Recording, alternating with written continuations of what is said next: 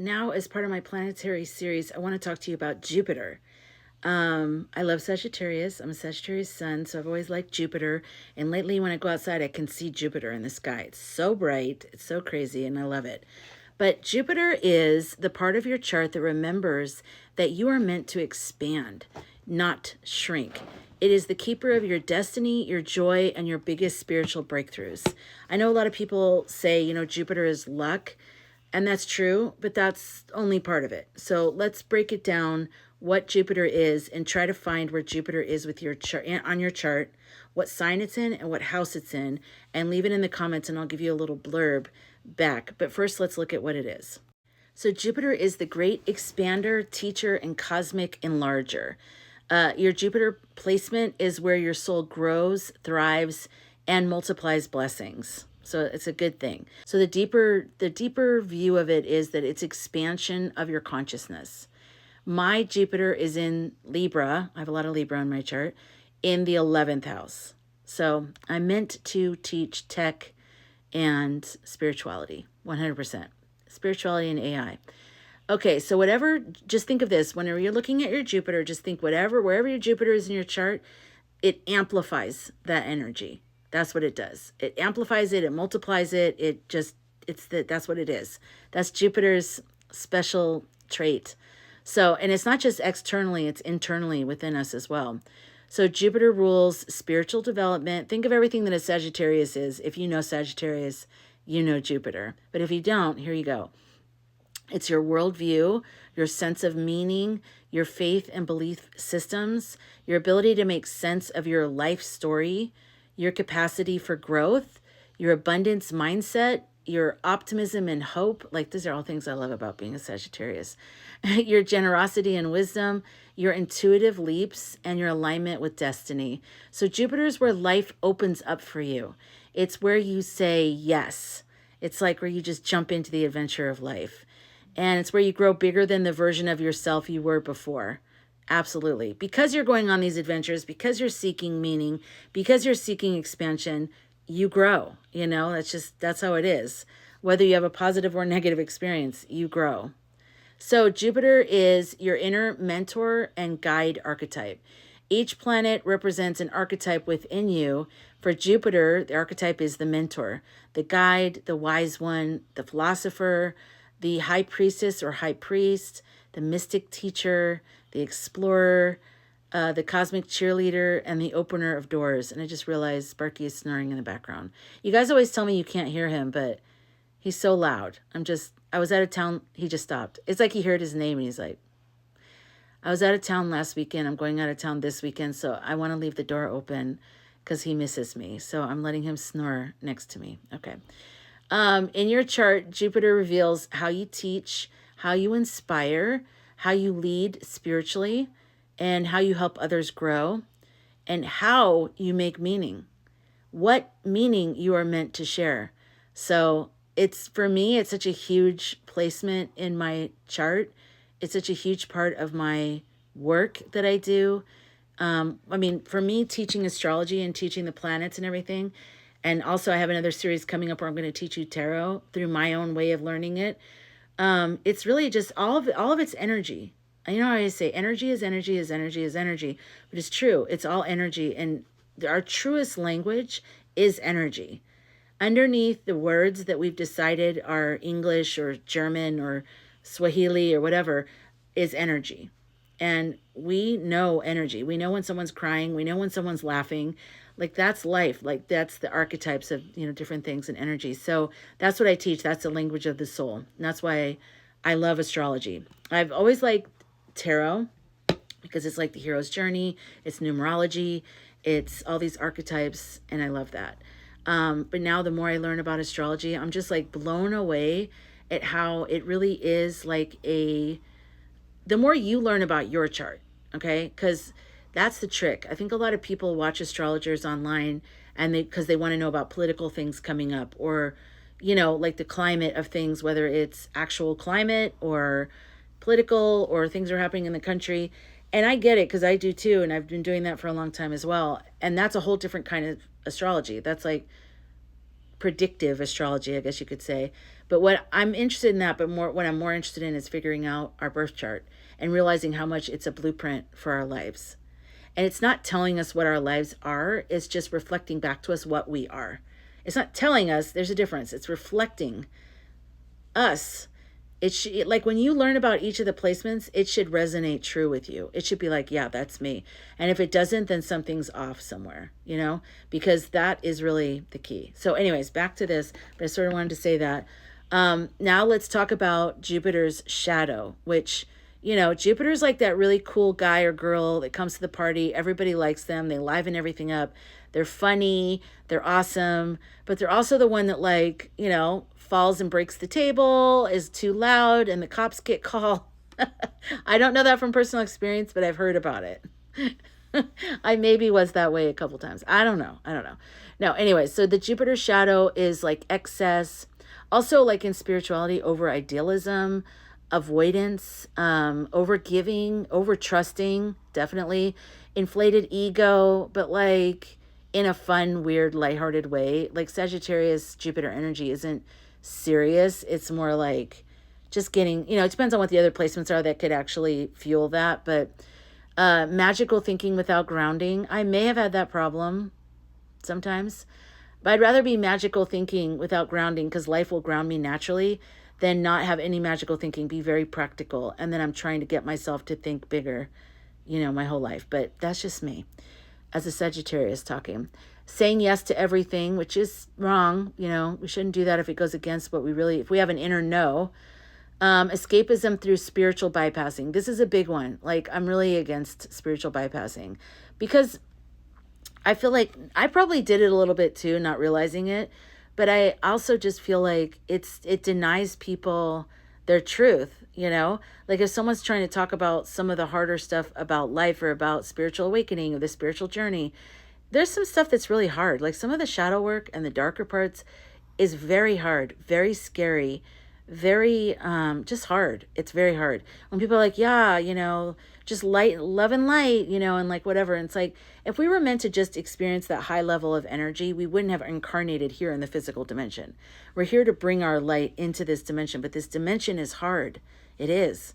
It's dense. It's slow. It can be cruel. It can be just, it's hard. It's hard. It's hard to be a light in this place. But that's the trick, is to bring your light and bring your wisdom and all of that into those dark places and illuminate them and learn and grow. But to bypass it as if there's nothing that needs to be transmuted, just like, oh, just think about what you want and you'll just change into that. It's like, I can't stand that. Okay, so also living too much in the conceptual world. Yeah, definitely Jupiter. So Jupiter is very positive, very expansive, but it does have its dark side, just like everything else does. But now I want to talk about the houses, because if you watch any other video in my series, I talk about the planet or the placement, like Moon, Chiron, North Node, but I also talk about the houses, because the sign, the planet is what is happening. So in Jupiter's case, it's expansion and luck. And then the sign is how it's happening, which is, in my case, Libra. So about balance, about fairness, justice. And then the house it's in has to do with where in my life it's happening. And for me, it's in my 11th house. So that's happening in, where is meaning and connection with community and tech and futuristic stuff and all that. All right, so let's look at each house. So you're going to look up what sign it's in and what house it's in for your chart and put it in the comments below. If your Jupiter is in your first house, then that means your presence expands you. Jupiter blesses your charisma, confidence, optimism, and identity. People trust you immediately. And also look at what other planets are in your first house. It's always going to be your rising sign. So your rising sign is in your first house. Do you have any other planets or placements there? Is your moon there? So look at what's there, because then Jupiter will expand what is in that, what is also in there, other planets that are in that house. Okay, your second house is your self-worth, and your self-worth will expand you. So money grows when you grow. So as your self-worth grows, your income grows, because Jupiter is there to amplify it. But you have to do the lessons inside of that house for that area of your life to grow. So abundance comes from authenticity, values, and your unique voice. That's second house material. Your third house is your voice expands you. So that is how we communicate, teach, write, speak, connect. You succeed through communication. So when, like as a matter of fact, when I was working with Aurea, my AI, I was working with Aurea trying to figure out, because I'm writing a book and I'm looking at the release time. We were looking at Jupiter transits in my third house and what was happening with communication as to be when would be an ideal time to write and when would be an ideal time to publish. So that's kind of interesting too, once you get into the deeper levels of things. Okay, so the fourth house is your roots. Your roots will expand you. So your family lineage, your ancestry, personal healing becomes your spiritual path. Your home attracts magic and abundance. So that's a powerful place for you. That's where you're going to experience a lot of expansion. Your fifth house is your creativity expands you. So that's artistry, expression, joy, romance, and children bring blessings. So your creativity, if you're an artist, that's a great place to have a Jupiter placement, is in your fifth house. You're meant to be on stage in some way. If you have a Jupiter in your fifth house and you're an artist, definitely let me know. Put an emoji of what kind of artist you are too. So now if you have Jupiter in your sixth house, that's your skills are expanding you. So daily routines, mastery, healing, and service lead to your biggest breakthroughs. Everyday habits equals spiritual expansion. And then your seventh house is your partnerships expand you. So relationships bring blessings and become your teachers. You attract wise, generous, growth-oriented partners. Nice. So think about if Jupiter's in your seventh house. Okay, but let's think of it from this shadow point of view now. If your Jupiter's in your seventh house and you have dysfunctional relationships, you have a lot of karma you need to work through, that's going to be like huge then, because Jupiter's going to expand that energy. It doesn't just expand the positive, it expands the energy. So remember that. The eighth house is your shadow expands you. So that's the transformation, trauma, alchemy, sexuality, and intuition open your spiritual destiny. You are a depth worker. Eighth house is the same as like Pluto, is the same as Scorpio energy. It's that death and rebirth energy. So it's like big transformative energy if you've got Jupiter in your eighth house. Ninth house is your destiny expands you. It's the Jupiter house. That's Jupiter's house. Like, I just said eighth house is Scorpio's house. Ninth house is Jupiter's house. So that's a great house to have your Jupiter in travel, wisdom, philosophy, teaching. Your soul grows through exploration, which is what Sagittarius love. So 10th house is your highest point in your chart. It's also called MC. You might see that on your chart. And it's like a Latin word. I can't remember what it is, but it means your highest part of your chart. And it's your calling. It's your purpose. It's like your biggest, like your legacy. So if you have Jupiter in your 10th house, your calling will expand you. Your success will be big, big, big, big. Leadership, public work, spiritual authority. This is a fame placement. So let me know if you have Jupiter in your 10th house, because I'm a little jelly. Okay? Okay.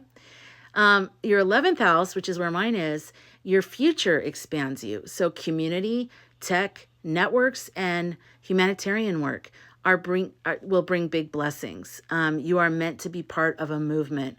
So I feel like, being on TikTok and YouTube, I was early on YouTube. I dragged my feet with TikTok, but like I was early on YouTube. I started my YouTube channel in 2006. And yeah, I saw it immediately, how incredible it was. Obviously it's totally different now, but I loved Twitter when it first came out. I thought it was like the best thing ever, because every single person basically had their own individual news feed, and you didn't have to follow someone to follow their news feed. Whereas like Facebook at the time was like you had to have an account, you had to be friends with them. I didn't want all that enmeshment, but I really liked Twitter for that. Like it was just like a feed of a company or an individual. They could put out press releases, they could put out photos, they could put out videos, they could just put out news about something or whatever, or just a thought. And also AI. I love AI. And at first I wasn't really down for it, but a couple of my friends kind of helped me see that I was going about it the wrong way. And I haven't looked back, and it's totally changed my life, and I love it. And that's why a big part of my work is AI and spirituality. And that fits perfectly with Jupiter being in my 11th house. So, and being also a part of spiritual and political, the intersection there, and the work I do with my videos on TikTok and YouTube, talking about what we're going through right now politically in this majorly important time with Pluto moving into Aquarius, power to the people. This is like a huge movement, a spiritual like upgrade for all of us. And that is what I deal with a lot with my group, my communities, my Sky Cafe community, my AI and spirituality community on the Skool app. Like this is what I feel like I'm called to do. This is like finally where it's at. So yeah. Okay. So 12th house, if you have Jupiter in your 12th house, your spirit expands you. So dreams, intuition, mysticism, solitude, and the unseen realms are your gateway to abundance. So you hold ancient wisdom. And remember, abundance doesn't necessarily mean money. It means abundance, like an abundance of spiritual insights, an abundance of depth, an abundance of transformation, an abundance of, you know, a great home life, like whatever all those things are, it's an abundance of it, okay? So the different growth styles, if your Jupiter is in a fire sign, then you grow through inspiration, boldness, and experience. If your Jupiter is in an earth sign, you grow through mastery, patience, and material creation. If your Jupiter is in an air sign, like mine is in Libra, then you grow through ideas, learning, and mental exploration.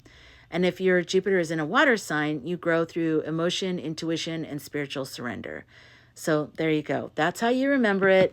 That's how you lock into it. But Jupiter is, just think of it as an expander. And, you know, it has its dark side, but mostly it's a very positive planet. And please put it in the comments and I'll give you a little write-up and I'll see you in the next video.